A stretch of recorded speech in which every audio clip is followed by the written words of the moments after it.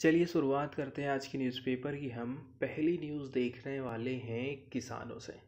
खास करके हम बात करेंगे पूरब की तरफ का जो एरिया है उन स्टेटों के किसानों के बारे में।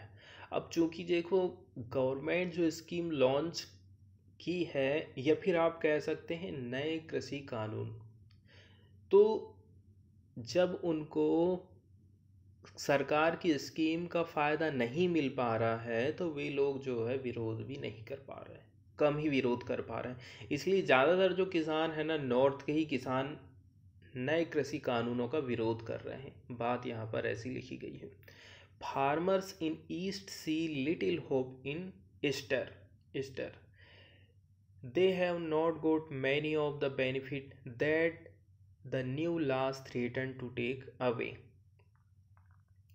तो अब ये जो लिस्ट आप देख रहे हैं उसमें बात बताई जाती है कि सरकार किस स्टेट से कितना प्रोक्योरमेंट करती है। ठीक है, मतलब सरकार किसानों के साथ में किसानों की कितनी खरीदी कर रही है। यदि आप स्टेट वाइज देखोगे तो ठीक है, पंजाब, मध्य प्रदेश, हरियाणा, ये जो तीन हैं ये टॉप में है। 27%, 16%, 11%। तेलंगाना 10%, यूपी 8%। इतनी खरीदी कर रही, धीरे धीरे क्या है ये शेयर कम होते जा रहा है। और यदि आप एलोकेशन की बात करोगे, एलोकेशन हम किसके अंतर्गत कह रहे हैं? नेशनल फूड सिक्योरिटी एक्ट के अंतर्गत। ठीक है, जिसके माध्यम से सरकार अनाज को वितरित करती है सस्ते दामों में गरीबों को। तो इसके तहत यूपी को एलोकेशन सबसे ज़्यादा है 17%, बिहार 10%, महाराष्ट्र 8%, वेस्ट बंगाल 7% और तमिलनाडु 7%। तो आपने दोनों चीज़ देख ली है ना, सरकार कितनी खरीद रही है और सरकार कितनी वितरित कर रही है। यहाँ हमने दोनों चीज़ें देख ली हैं। तो बात करी जाती है कि जो नए कृषि कानून बनाए गए हैं उनको लगभग हो चुके हैं कितने, 1 साल। इसके बाद आप ये देखिए कि कुछ कुछ हिस्से के किसान ही जन आंदोलन में भाग लिए हैं और कुछ एरिया के किसान भाग नहीं लिए हैं। उसका मेन उद्देश्य यही है कि सरकार ने जो स्कीम लॉन्च की थी, ठीक है, तो चाहे वो नए कृषि कानून हो चाहे वो अदर चीज़ हो, अदर चीज़ मतलब मंडी में अनाज कितना खरीदा जा रहा है किसानों का।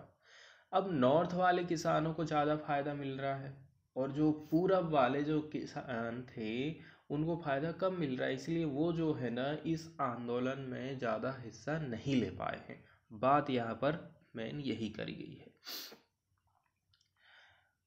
अब देखो, एक फैक्ट यहाँ पर बताया जाता है।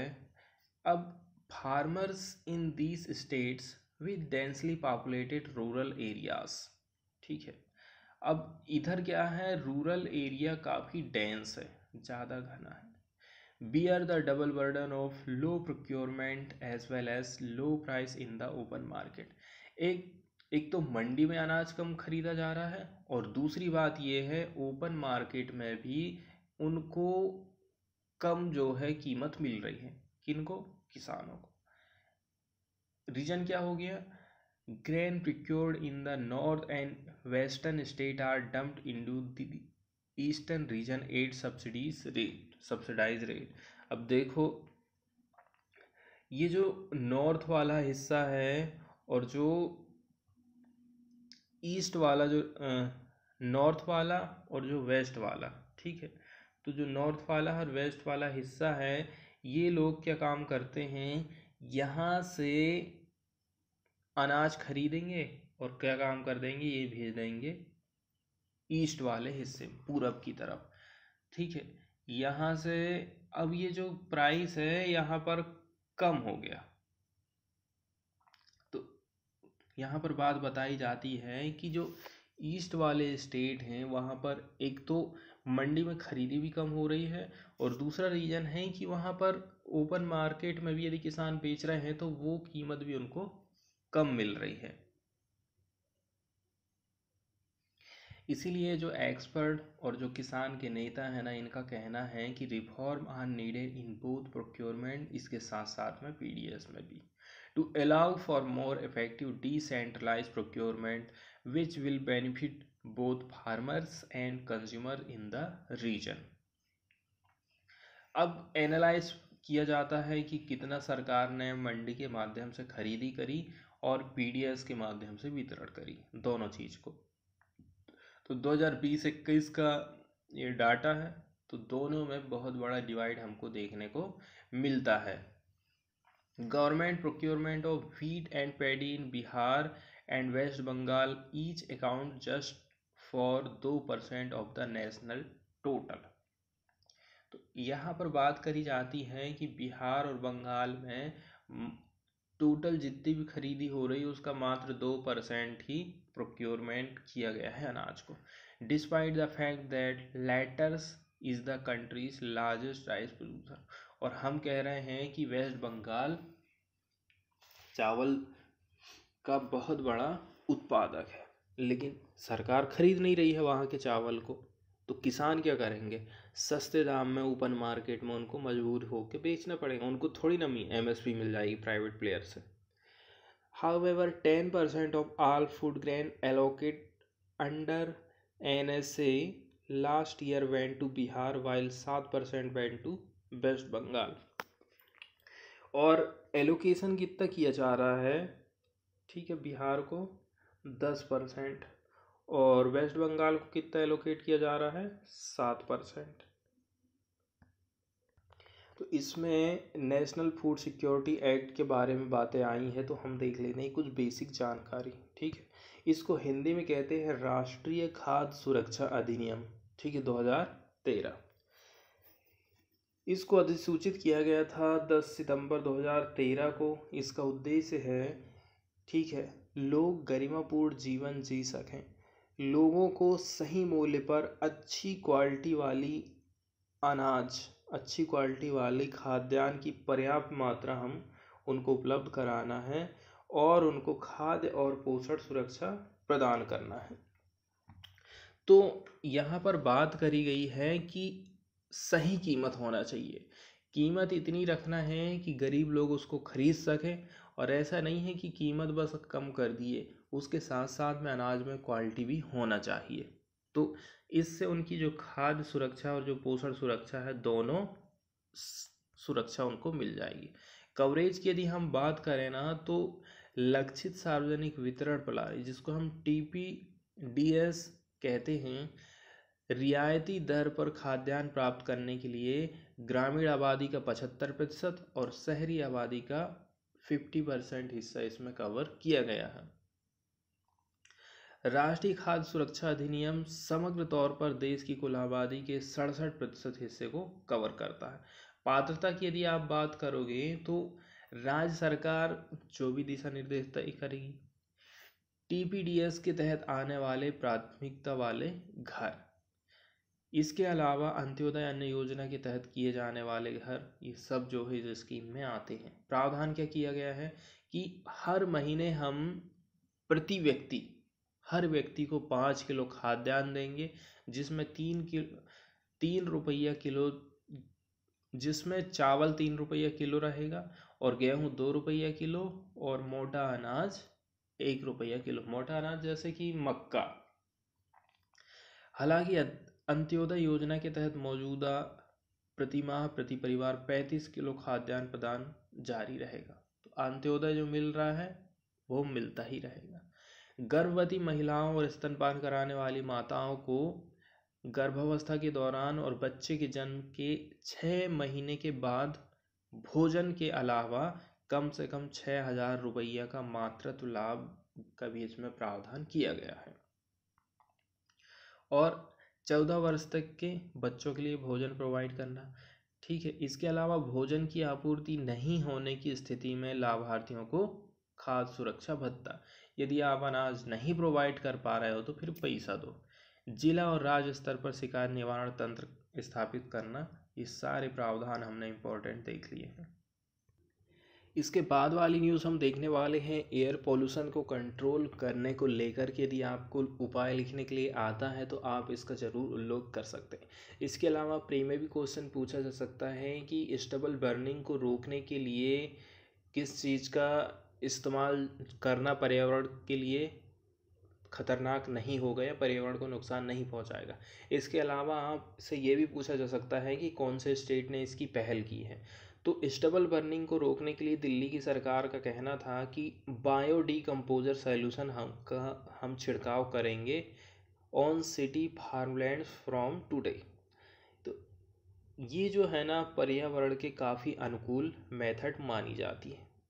The Delhi government, in a move to provide an alternative to stubble burning and combat air pollution, will on Monday start its campaign to use biodecomposer solution on farmlands under its winter action plan. Environment Minister Gopal Rai का कहना है ये जो solution है ये किसानों को free of cost दिया जाएगा। Who will spray it in over 4,000 acre. Last year, the solution was tried out in about 2,000 acre and the government claimed that it had yielded good result.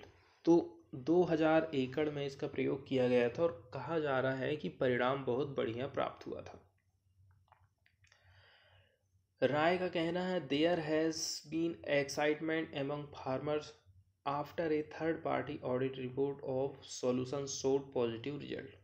The Kejriwal government has appealed to all states to help their farmers in decomposing the stubble by bearing the entire cost of spraying the biodecomposer like the Delhi government is doing. तो जैसा हमारी सरकार कर रही है वैसा other state भी करें ताकि जो है लोग पराली को ना चलाएं, क्योंकि पराली जलाने से छोटे छोटे जीव जंतु मर जाते हैं। इसके अलावा ज़मीन का जो उपजाऊपन है ना वो भी ख़त्म होने लगता है। एयर पॉल्यूशन तो होता ही है, इसलिए हमको जो है पराली खेतों की नहीं जलाना चाहिए। From making the solution to its spraying in the field the entire process cost less than 1,000 per एकड़। हाँ, अब देखो फ्री ऑफ कॉस्ट आप दे रहे हो, अब बात बताई जाती है कि 1 एकड़ में खर्चा कितना जाएगा। 1 एकड़ में 1,000 से भी कम का खर्चा आएगा। ये राशि भी ज़्यादा है, ये राशि कम नहीं है किसानों के हिसाब से, क्योंकि शहर में हर चीज़ के लिए पैसा, लेकिन गांव की तस्वीर ऐसी रहती है कि पैसा कम से कम, किसी भी चीज़ में पैसा कम से कम, ना आमदनी ज़्यादा होती है और ना ही खर्चा ज़्यादा होता है। पैसा 100 रुपये की वैल्यू शहर में कम है, 10 रुपये के बराबर है, लेकिन 100 रुपये की वैल्यू गांव में 500 रुपये के बराबर होती है। इसलिए ये जो 1,000 है ना ये भी ज़्यादा है। He further said that the commission for air quality management too has ordered all state to use biodecomposer solution. WAPCOS एक सेंट्रल गवर्नमेंट की एजेंसी है, had conducted third party audit. का कैसा ऑडिट? डीकम्पोजर को आप स्प्रे करोगे तो stubble पर मतलब खेत पर क्या असर पड़ेगा, मिट्टी पर कैसा असर पड़ेगा और स्टबल ख़त्म हो रहा है कि नहीं हो रहा है। तो फिर इस एजेंसी ने इस रिपोर्ट में ये डिस्क्राइब किया है कि biodecomposer has a better solution for stubble decomposition. अब यदि हमसे पूछा जाता है कि ये जो सॉल्यूशन है उसको कैसे प्रिपेयर किया गया है, तो इसको प्रिपेयर किया गया है in collaboration with Indian Agricultural Research Institute Pusa, and government is spending 50 lakh from making the solution to spraying it. इसके बाद वाली जो न्यूज़ है वो है लूखा रिवर से रिलेटेड। तो लूखा रिवर न्यूज़ में आई है मेघालय की, हम बात कर रहे हैं, ये मेघालय में स्थित है। लूखा रिवर किस स्टेट में आती है, क्यों न्यूज़ में रही है, वो दोनों हम देख लेते हैं। सरकार का कहना है कि लूखा रिवर जो कंडीशन उसकी पहले ख़राब थी, टॉक्सिक माना जाता था, वो अब उस चीज़ से हमने उसको बाहर कर दिया है, ऐसा सरकार का कहना है। A detoxing pilot project has brought a river back from the dead. तो एक डिटॉक्सिंग पायलट प्रोजेक्ट चलाया गया था जिसके तहत ये जो नदी है अब कैसी हो गई है, वो सही हो गई है। डेड से उसको हमने वापस जिंदा कर दिए हैं, ऐसा मेघालय गवर्नमेंट ने क्लेम किया है। The Lukha reservoir of fish, local language में इसको कहा जाता है, पिनार लैंग्वेज में लूखा का मतलब होता, was considered toxic beyond redemption of a decade ago. The Meghalaya Pollution Control Board had in its 2012 investigation report blamed the containment on acid mine drainage and runoff from the coal mines. 2012 में एक report आई थी Meghalaya control pollution board जिसमें बताया गया था कि यहाँ पर एसिड, ठीक है, containment on acid mine drainage and run off from the coal mines. इसके अलावा देखो दो चीज़ यहाँ पर देख ली हमने, एसिड माइन ड्रेनेज सिस्टम और run off from local coal mines. तो इसके अलावा यहाँ पर रेड होल माइनिंग भी हमको बहुत ज़्यादा देखने को मिलती है। The Lukha river is in the east Jaintia hill district where most of the Meghalaya's rat hole coal mines are located. तो ये इसकी लोकेशन कहाँ है, ये पड़ती है ईस्ट जयंतिया हिल डिस्ट्रिक्ट में, जहाँ पर मेघालय के जो ज़्यादातर रेड होल कोल माइंस है ना, इसकी लोकेशन है। Forest and Environment Minister James Sangma said the pilot project to rejuvenate the Lukha using algae to remove toxic content from the water has become a success. तो इन्होंने क्या काम किया है, अलगाई का यूज़ किया है, मतलब शैवाल जिसको हम काई कहते हैं, इसका यूज़ किए हैं। इसी से लूखा रिवर के पानी में जो टॉक्सिक कॉन्टैक्ट है उसको हमने हटा दिए हैं। Detoxification process is called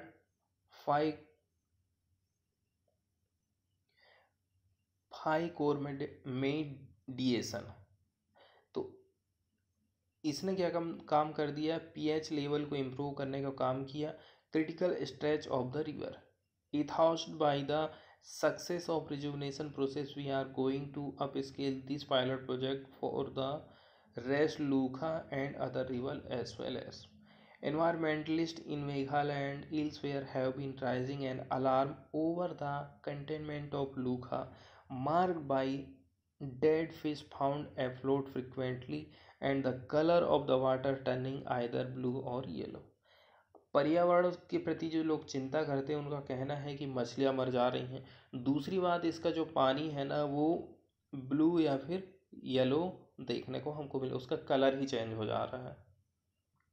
इसके बाद वाली न्यूज़ हम देखने वाले हैं रेबीज की बीमारी को लेकर के। Rabies is caused by ribonucleic acid, जिसको हम शॉर्टकट में आरएनए कहते हैं। इसके आरएनए वायरस के कारण ही ये जो रेबीज बीमारी है वो फैलती है, जो कि ज़्यादातर कहाँ पर पाया जाता है, presents in the saliva of rapid animal, जैसे कि डॉग, कैट और मंकी। इनके काटने से इनकी जो सलाइवा रहते ही लार रहती है, इसमें ये आरएनए पाया जाता है। इसी के चलते चलते लोगों की डेथ तक हो जाती है। It is invariably transmitted following a bite of a rabid animal that leads to deposition of the saliva and the virus in the wound.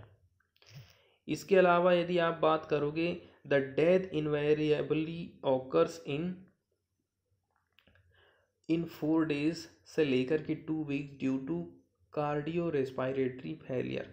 तो कार्डियो रेस्पिरेटरी फेलियर होने से जो है डेथ भी हो जाती है।